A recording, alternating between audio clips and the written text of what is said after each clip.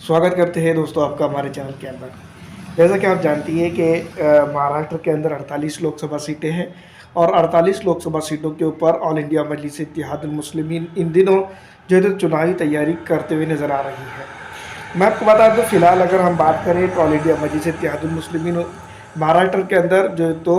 2014 से सक्रिय भूमिका निभा रही है। इससे पहले जो है तो 2014 से पहले उन्होंने जो है तो नांदेड़ के वर्धा में जो है तो एक छोटा सा नगर निगम चुनाव लड़ा था। उसके बाद जीत के बाद जो है तो लगातार जो है तो मैं आपको बता दूं पूरे महाराष्ट्र के अंदर 14 से ज़्यादातर सक्रिय भूमिका निभाते हुए ऑल इंडिया मजलिस इत्तेहादुल मुस्लिमीन इन दिनों मैं आपको बता दूं कि महाराष्ट्र के अंदर जो है तो 48 में से 10 के करीब करीब सीटें उतारने की तैयारी में नज़र आती है।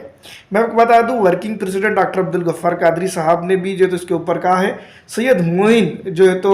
ऑल इंडिया मजलिस इत्तेहादुल मुस्लिमीन के नांदेड़ के वरिष्ठ नेताओं में इनका शुमार किया जाता है और पूर्व ऑल इंडिया मजलिस इत्तेहादुल मुस्लिमीन के जो है तो प्रदेश अध्यक्ष भी रह चुके हैं और वो भी जो है तो एमआईएम की नस्ब को पकड़ते हैं और देखते हैं कि कहाँ पर कितने सीट जो है तो उतार सकती है, जिसमें बताया ये जा रहा है कि ऑल इंडिया मजलिस इत्तेहादुल मुस्लिमीन औरंगाबाद, नांदेड़ और अन्य अकोला और अन्य कई एक जगह पर जो तो अपने प्रत्याशी उतार सकती है। दूसरी तरफ मैं आपको बता दूं कि ये भी बात सामने आ रही है कि अमरावती के अंदर खास करके मैं आपको बता दूं कि वहाँ पर किसी एक पार्टी को जो है तो वो पूरी तरह से समर्थन दे सकती है, जिसके चलते जो वहाँ पर की जो नेता है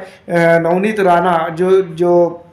अपक्ष उम्मीदवार के तौर पर जो है तो मैदान में है। अब देखना ये होगा कि वो किस तरह से अपनी सीट और अपनी जो है तो ये चीज़ें बजाती है। फिलहाल दोस्तों मैं आपको बता दूं कि जिस तरह से मौजूदा दौर में ऑल इंडिया मजलिस इत्तेहादुल मुस्लिमीन ने जो है तो प्रशासन और शासन की दोनों की जो है तो नींद हराम करके रखी हुई है, जिस तरह से मैं आपको बता दूं कि ये कहीं ना कहीं गड़बड़ी का बाज़ भी पैदा हो सकता है। दूसरी तरफ मैं आपको बता दूं कि 48 सीटों पे जो है तो ऑल इंडिया मजलिस इत्तेहादुल मुस्लिमीन जो है तो 10 ही सीटें क्यों चुनी है ये इंपॉर्टेंट है। ऑलरेडी जो है तो मैं बता दूं कि ऑल इंडिया मजलिस इत्तेहादुल मुस्लिमीन औरंगाबाद के अंदर सक्रिय है, नांदेड़ के अंदर काफ़ी सक्रिय है, अकोला के अंदर भी काफ़ी सक्रिय है, मुंबई के बहुत सारे एरियाज़ के अंदर जो है तो काफ़ी सक्रिय भूमिका निभाती है। यहाँ पर अगर हम बात करें कि महाविकास आघाड़ी की यानी कि महागठबंधन की या फिर यूँ भी कहा जाए कि इंडिया गठबंधन की, अगर इंडिया गठबंधन एक सामान्यजनक सीट उनको दे देता है या फिर महाराष्ट्र के अंदर कुछ अनेक सीटों की जो डिमांड है उनकी वो डिमांड पूरी कर देता है, तो यहाँ पर सीधी तौर पर ऑल इंडिया मजलिस इत्तेहादुल मुस्लिमीन का फ़ायदा जो है तो मैं आपको बता दूँ कि महागठबंधन को हो सकता है या महाविकास आघाड़ी को हो सकता है, क्योंकि जो महाराष्ट्र का मुस्लिम पिछड़ा आरक्षित समाज है वो काफ़ी सोच समझ के वोटिंग करता है। और उत्तर प्रदेश की तरह दोस्तों मैं बता दूं कि महाराष्ट्र के अंदर जो है तो कई एक जगहों पर ऑल इंडिया मजलिस इत्तेहादुल मुस्लिमीन के साथ जो लोग जुड़े हुए हैं, जो जनता जुड़ी हुई है, वो देख रही है कि ये लोग कितना काम कर रहे हैं। औरंगाबाद है, मालेगांव उनके सामने है, धुलिया उनके सामने है, भाईकल्ला उनके सामने है। औरंगाबाद की पूरी जो तो मैं बता दूं कि पूरी तरह से औरंगाबाद की कायाकल्प हो चुकी है। फिलहाल अगर कभी आप औरंगाबाद को देखते हैं और इससे पहले जिसको हम कह सकते हैं कि 2014 के पहले का जो औरंगाबाद देखेंगे उसमें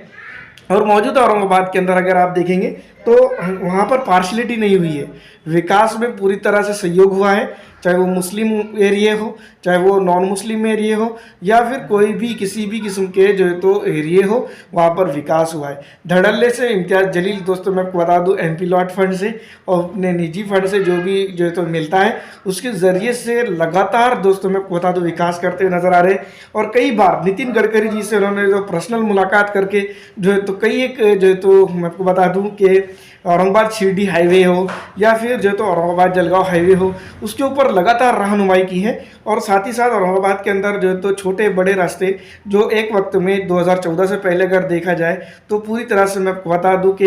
गड्ढे ही गड्ढे हुआ करते थे जो 14 में औरंगाबाद में रहते थे। 14 से पहले मैं खुद वहाँ रह चुका हूँ औरंगाबाद में 2014 से पहले। लेकिन दोस्तों अभी अगर हम देखते हैं तो वहाँ पर काफ़ी कायाकल्प हो चुकी है, तो डेवलपमेंट करती है पार्टी। तो वहाँ पर पिछड़ा आरक्षित दलित समाज के लोग, युवा जो तो खास करके एमआईएम के साथ जुड़ते हुए नज़र आ रहे हैं। और रही बात पूरे हिंदुस्तान पूरे महाराष्ट्र के अंदर 10 सीटें लड़ने की, तो मैं आपको बता दूं तकरीबन जो है तो 10 सीटों का ऐलान तो नहीं हुआ है अब तक के लेकिन जिस तरह से गोदी मीडिया रूमर्स फैला रहा है या जो भी चीज़ें हैं, लेकिन ऑल इंडिया मजलिस इत्तेहादुल मुस्लिमीन के वर्किंग प्रेसिडेंट जनाब डॉक्टर अब्दुल गफ्फार कादरी साहब, जो पूर्व या पश्चिम से औरंगाबाद की जो है तो विधानसभा के ऊपर भी इलेक्शन लड़ चुके हैं और काफ़ी नज़दीकी वोटों की मार्जिन से जो है तो वो हारे थे, तो उन्होंने भी ऐलान किया है कि जो है तो ऑल इंडिया मजलिस इत्तेहादुल मुस्लिमीन महाराष्ट्र के अंदर जो है तो अलग जगहों पर जो है तो अपने प्रत्याशी उतार सकती है और जो है तो वो आने वाले लोकसभा चुनाव के अंदर पुरजोर तरीके से तैयारी कर सकती है। दोस्तों, महाराष्ट्र के अंदर अगर AIMIM जिस तरह से अपना एंट्री करना चाहती है लोकसभा के ज़रिए से, औरंगाबाद, अकोला, नांदेड़ और बहुत सारी ऐसी जगह है, लेकिन जिसमें इम्पॉर्टेंट चीज़ ये है कि अगर औरंगाबाद की सीट डिफेंड करने में जो है तो अगर MIM कामयाब हो जाती है, ये अपने आप में बहुत बड़ी बात है, क्योंकि इम्तियाज़ जलील साहब ने औरंगाबाद में काफ़ी, मतलब मैं यूँ कह सकता हूँ कि काफ़ी काम किया है, सराहनीय काम किया है, चाहे वो कन्नड़ के एरियाज़ हो, चाहे वो दौलताबाद खुलदाबाद के एरियाज़ हो, तीनों औरंगाबाद की विधानसभा के एरियाज़ हो, शहर का विकास हो, या फिर दोस्तों मैं बता दूं कि उन एरियाज़ के अंदर जहां पर जो तो इससे पूर्व के जो सांसद थे वो नहीं जा सकते थे, उन एरियाज़ के अंदर भी जाकर वो काम करके आए हैं और काम किया है। और अभी भी दोस्तों लगातार वो जो तो मुस्लिम हो, पिछड़ा हो, आरक्षित हो, अपर कास्ट के एरिया हो, या फिर दोस्तों मैं बता दूं कि वो लोग जो भारतीय जनता पार्टी के साथ के एरियाज़ हो, उन एरियाज़ के अंदर भी जाकर काम करते हुए नज़र आ रहे हैं। तो ये जो चीज़ दिख रही है, बेसिक चीज़ में औरंगाबाद ही नहीं बल्कि पूरे महाराष्ट्र के अंदर जिस तरह से AIMIM एंट्री करना चाह रही है, वो काफ़ी कुछ चीज़ें बयान करती हैं। अगर AIMIM को महाविकास आघाड़ी अपना जो है तो कुछ सीटें दे देती है तो महाराष्ट्र के अंदर, तो महाविकास आघाड़ी की भी कई एक सीटें जो है तो बच सकती है, अन्यथा काफ़ी बड़ा नुकसान जो है तो हो सकता है, क्योंकि हमने देख चुके हैं पिछले कई एक नेताओं को भी और बहुत सारी चीज़ें भी। दूसरी तरफ अगर हम बात करेंगे तो मैं आपको बता दूं कि जिस तरह से ज़ोर और शोर से एक मुद्दा लगातार चल पड़ा है कि AIMIM जो तो B टीम नज़र आ रही हैं, तो अगर हम देखें टटोले तो उस जगहों पर AIMIM जो तो अपने प्रत्याशी उतारने की तैयारी पर दिखाई देती है, जहां पर AIMIM जो तो अरसे से काम कर रही हैं, जहां पर काम कर रही हैं तो वहां पर जो तो चुनाव तो वो लड़ेंगे ही, कोई भी पार्टी क्यों ना हो, जहां पर वो काम कर रही है वो वहां पर चुनाव लड़ेंगी। इससे बखूबी तौर पर दोस्तों हम वाकिफ़ हैं, तो इसमें कोई दो राय नहीं है कि AIMIM जो तो यहाँ चुनाव लड़ रही है या फिर यहाँ आई है तो